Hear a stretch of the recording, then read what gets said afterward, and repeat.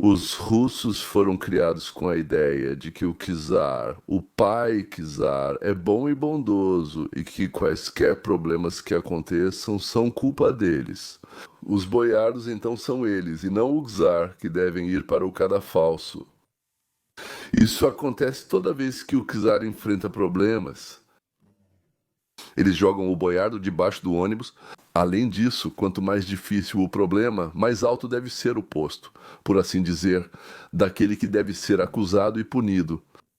Quão grande deve ser o problema para que Lavrov, que serviu fielmente a Putin, acabe sendo sacrificado?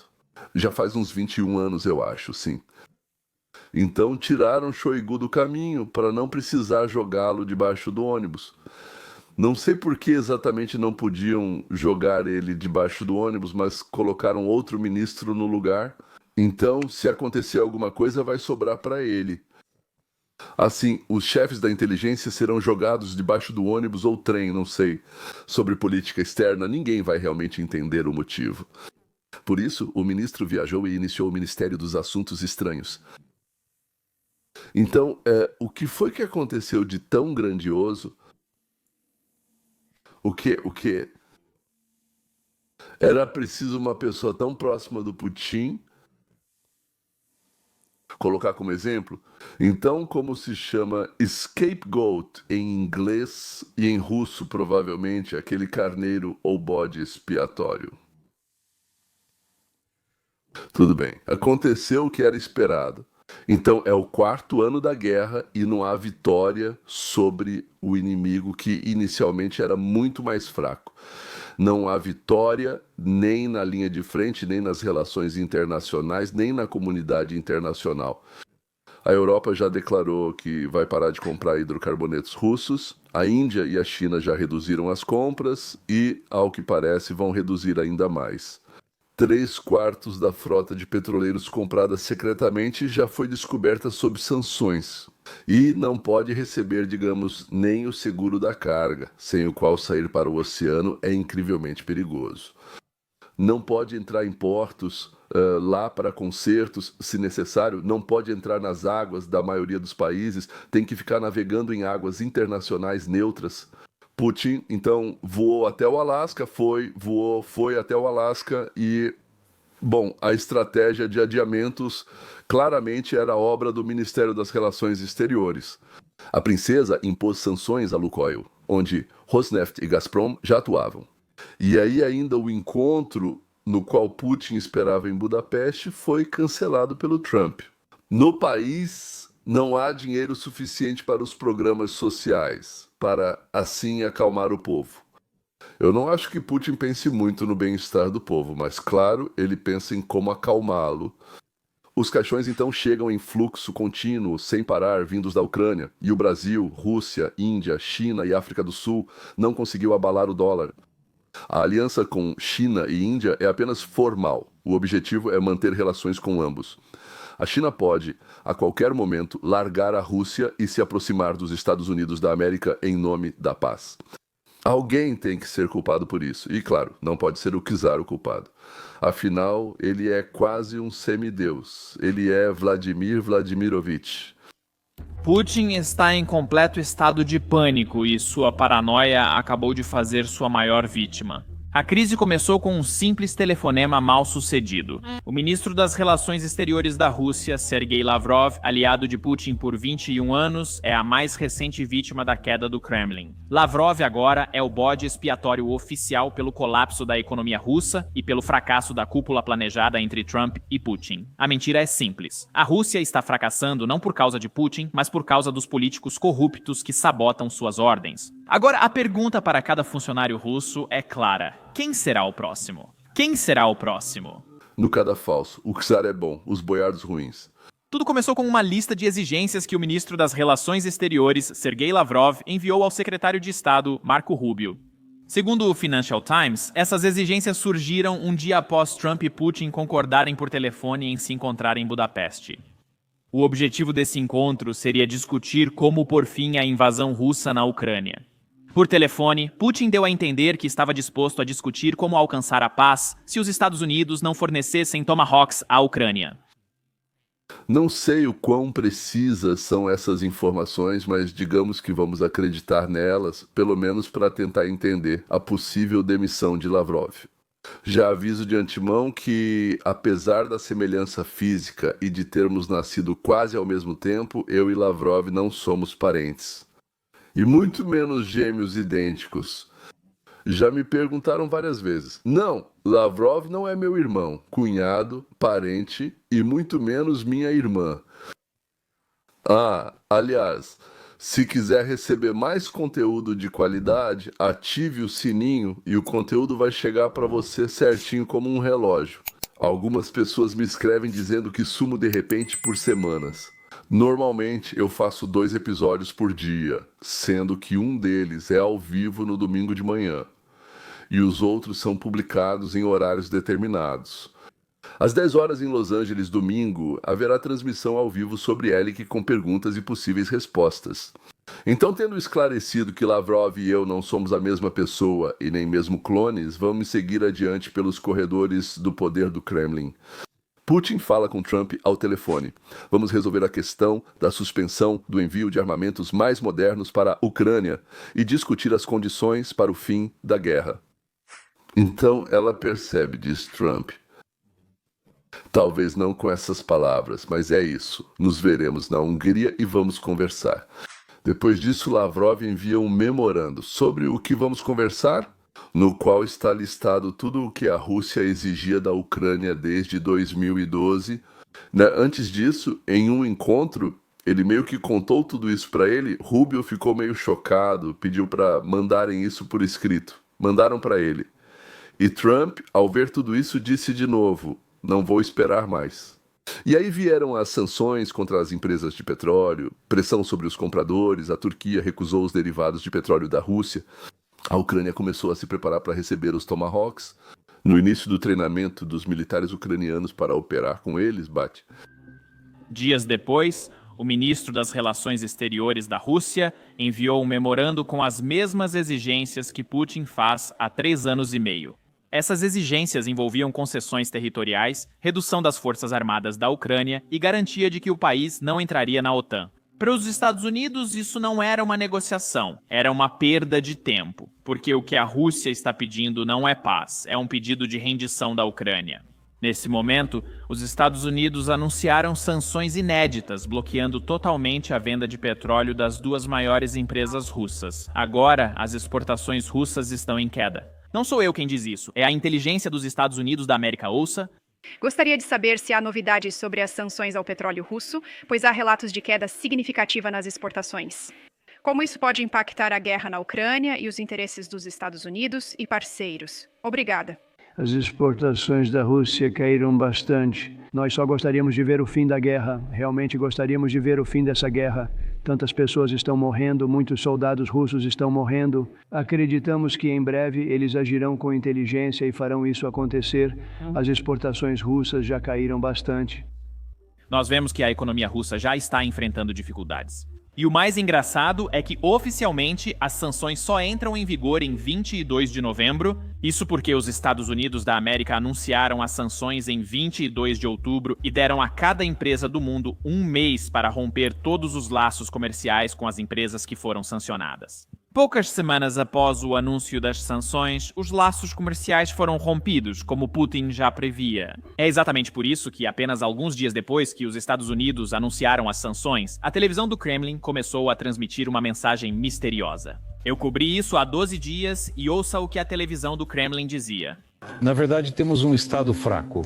O que é? No principal canal zumbi da Rússia, no programa do principal especialista zumbi da Rússia, foi declarado que a Rússia é um Estado fraco. E Solovyov não interrompeu, não baixou a cortina, não desligou a transmissão.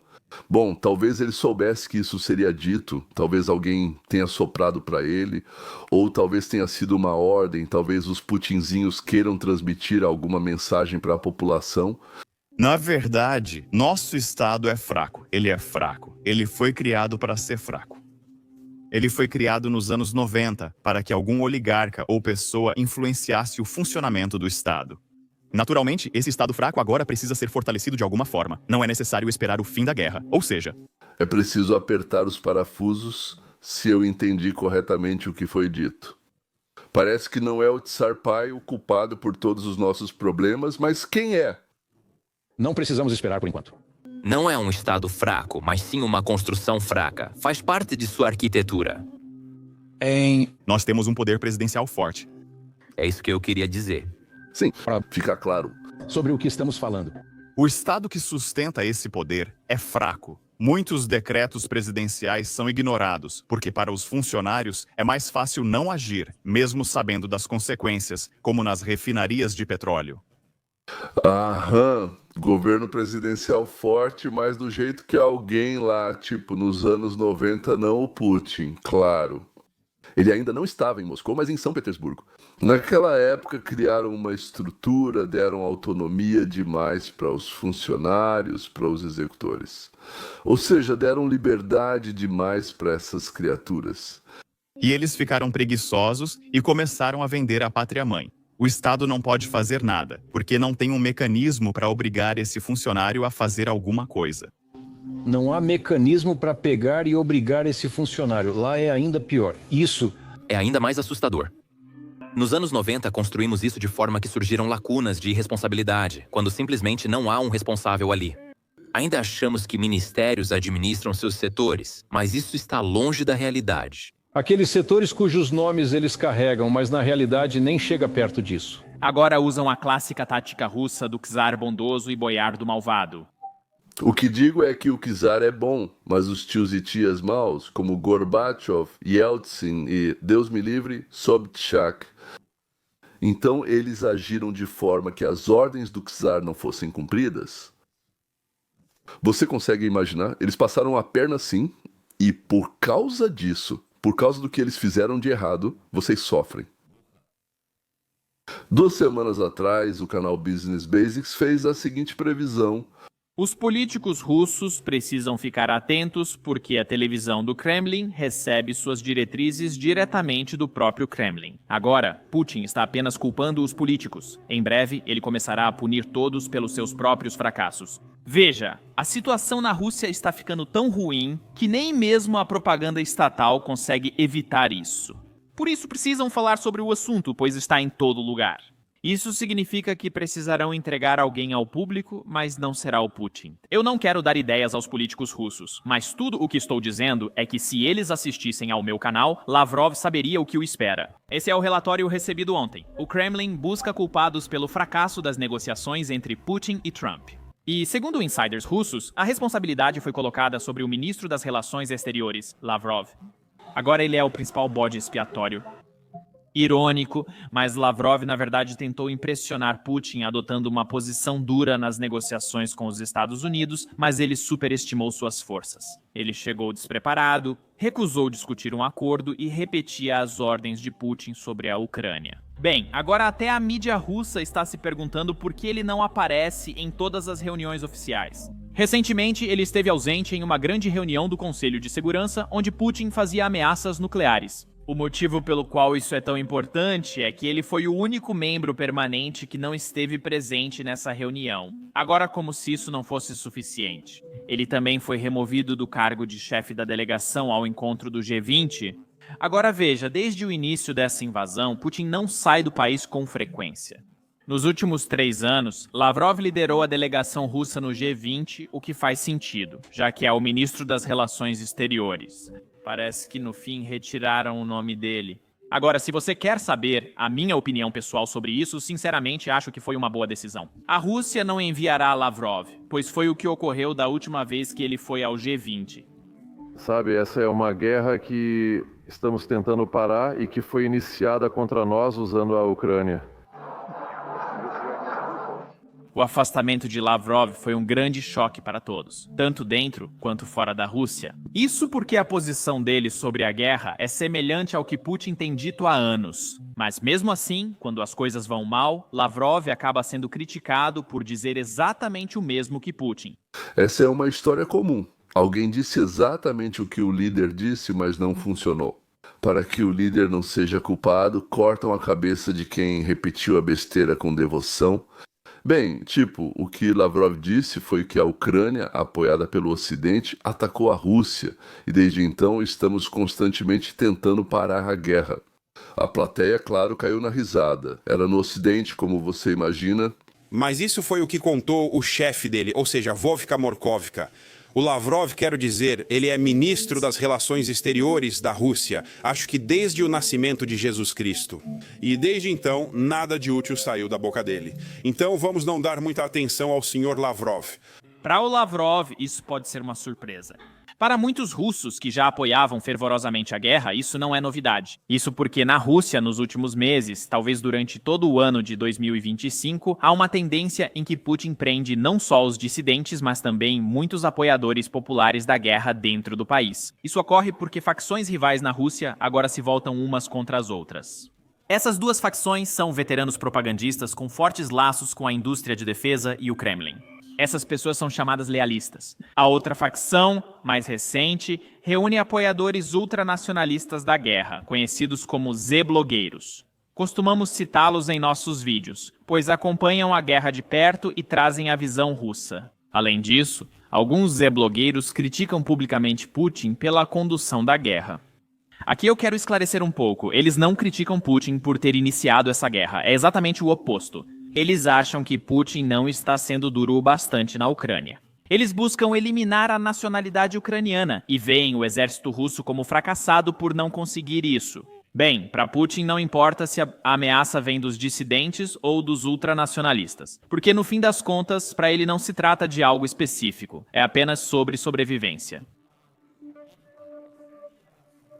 O ministro das Relações Exteriores da Rússia, Sergei Lavrov, foi acusado por funcionários do Kremlin de sabotagem após sua conversa com o secretário de Estado dos Estados Unidos da América, Marco Rubio, que acabou cancelando o encontro planejado entre o ditador russo Vladimir Putin e o presidente dos Estados Unidos da América, Donald Trump, em Budapeste. Isso foi relatado pelo canal russo no Telegram Nezigar, citando fontes. Segundo eles, após o cancelamento da cúpula, Putin teve uma conversa séria com Lavrov, e os funcionários acreditam que o ministro cometeu sabotagem. Lavrov está claramente abatido agora. Ele se viu no epicentro de uma intriga, cita o canal uma de suas fontes. Segundo a fonte, muitos agora estão convencidos de que Lavrov está seguindo os passos de Sergei Shoigu, que perdeu o cargo de chefe do Ministério da Defesa da Rússia em maio do ano passado. A fonte acrescenta que Lavrov perdeu o favor do chefe do Kremlin e agora parece ser o elo mais fraco. Enquanto isso, o Ministério das Relações Exteriores do país agressor agora é forçado a fazer vazamentos públicos para provar sua inocência no fracasso do encontro entre Putin e Trump. O canal escreve que Lavrov, ao adotar uma posição dura na conversa com Rubio, achava que estava expressando a posição de Putin, mas isso supostamente não era verdade. Mas Lavrov conseguiu desacreditar o canal de comunicação Dmitriev-Vitkov aos olhos de Rubio e Trump, segundo o relatório. A subsequente visita urgente do enviado especial do Kremlin, Kirill Dmitriev, a Washington foi mal sucedida e não ajudou a corrigir a situação. Ou seja, a suspeita de que Lavrov enviou sua carta e disse o que disse a Rubio para impedir que Dmitriev ocupasse seu lugar, seu ponto confortável nas negociações com os Estados Unidos. A mídia russa informa que, após uma conversa mal-sucedida com o secretário de Estado dos Estados Unidos da América, Marco Rubio, que levou ao cancelamento da cúpula planejada entre Putin e Trump, Lavrov desapareceu repentinamente de todos os eventos oficiais. Lavrov esteve ausente na reunião do Conselho de Segurança da Rússia, onde Putin encarregou de considerar a retomada dos testes nucleares. Ele era o único membro permanente do Conselho de Segurança ausente. A Casa Branca afirmou recentemente que Lavrov está visivelmente cansado. Em seguida, o Kremlin deu mais um golpe. Lavrov foi destituído do cargo de chefe da delegação russa na cúpula do G20. Seu lugar será ocupado pelo jovem economista Maxim Oreshkin, claramente mais próximo do círculo atual de Putin. Essa decisão do Kremlin parece uma rendição demonstrativa de um velho guerreiro. Lavrov, por muito tempo símbolo da diplomacia de Putin, tornou-se uma figura incômoda, velha demais, previsível demais e ligada demais aos fracassos da política externa. Aos olhos dos russos e provavelmente do mundo inteiro, Lavrov personificava a diplomacia internacional russa, naturalmente. E já que ele, assim como a diplomacia, fracassou, então alguém, ele ou Putin, é o culpado. E Putin provavelmente, pelo que entendi, decidiu que é melhor deixar Lavrov de lado, pendurá-lo no prego enferrujado e ele mesmo cair na linha de frente. Oficialmente, Lavrov continua sendo ministro por enquanto e o Kremlin nega qualquer desentendimento com Putin. Mas a ausência de Lavrov em várias reuniões importantes e outros fatores mostram que ele, no mínimo, está por um fio. E o que vai acontecer com ele se não conseguir convencer Putin? Então, vão colocar outra pessoa, substituir por outra pessoa, aí uma aposentadoria, um cargo confortável em algum lugar, tipo na Fundação de Proteção aos Animais. Sim, bem, simplesmente o esquecimento. Talvez ir embora e ir morar com a filha Ekaterina nos Estados Unidos, mas provavelmente não vão permitir. Bem, Ekaterina, na verdade, trabalha na Christie's. É uma casa de leilões de arte, chamada Casa de Leilões de Arte, e ela mora em 3 cidades, Moscou, Londres e Nova York. Aliás, ela nasceu em Nova York. A demissão de Lavrov, se acontecer, não vai mudar o rumo da política externa da Rússia.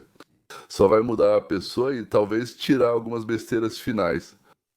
Mas, então, é mais provável que leve a um endurecimento ainda maior da política, a redução do papel da diplomacia em favor de um cenário mais confrontador em relação aos Estados Unidos da América e Europa, OTAN e Ucrânia. Mas, na verdade, tudo se resume ao fato de que a China está se tornando praticamente o único país capaz de influenciar de verdade as decisões estratégicas de Putin. Como, por exemplo, o possível uso de armas nucleares ou o consentimento para um acordo de paz com o Ocidente. Considere não só a Ucrânia, mas também o Ocidente. No entanto, os interesses da China e da Rússia nem sempre coincidem. A China prefere prolongar o conflito, acreditando que isso enfraquece os países ocidentais, a OTAN, a Aliança e a América. Mas claramente não quer que os esforços russos, a escalada do que se chama de escalada da guerra e da instabilidade. Isso pode ameaçar a paz em todo o planeta e, consequentemente, os interesses da China.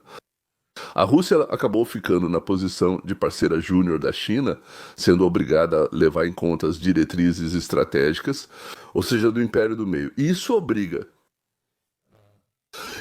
os faz, por assim dizer, depender de como a China conduz sua política em relação ao Ocidente.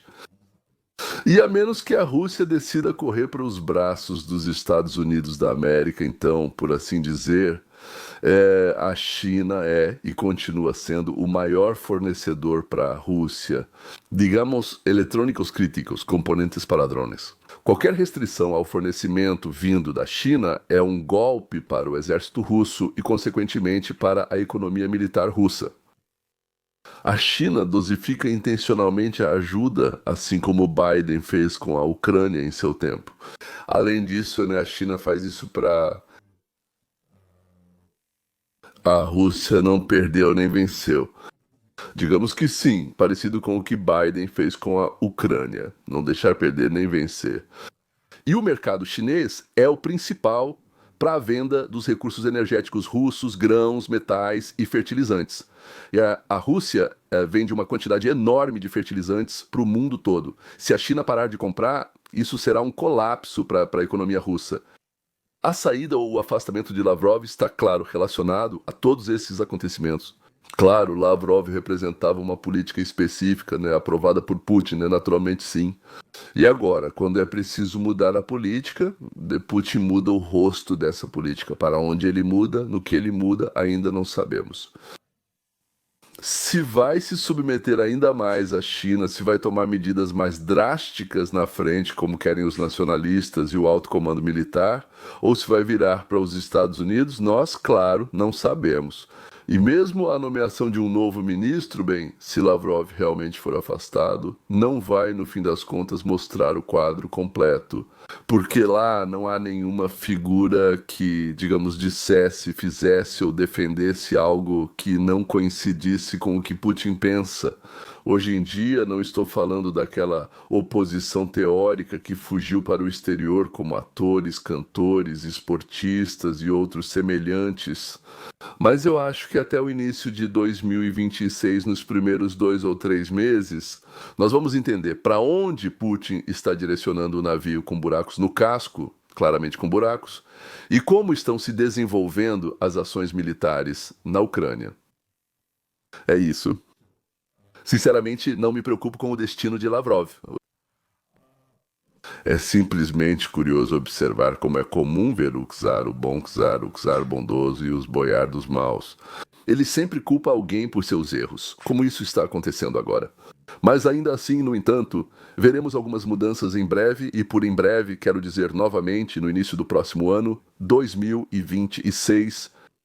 Então é isso, senhoras e senhores. Obrigado por acompanharem o canal e não se esqueçam de ativar o sininho e se inscrever. E se alguém quiser deduzir dinheiro dos impostos, deduzir impostos, quero dizer, americanos, sim, de $200 até 200 milhões de dólares, podemos aceitar em nossa organização sem fins lucrativos e ajudar com suas questões financeiras ou com sua empresa, corporação. Até logo, continuação.